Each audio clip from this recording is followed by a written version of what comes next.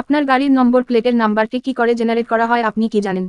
নম্বর প্লেটগুলি কেবল একটি আইনি প্রয়োজনীয়তা নয়, বরং এটি আপনার গাড়ির শনাক্তকরণের একটি মাধ্যম হিসাবেও কাজ করে।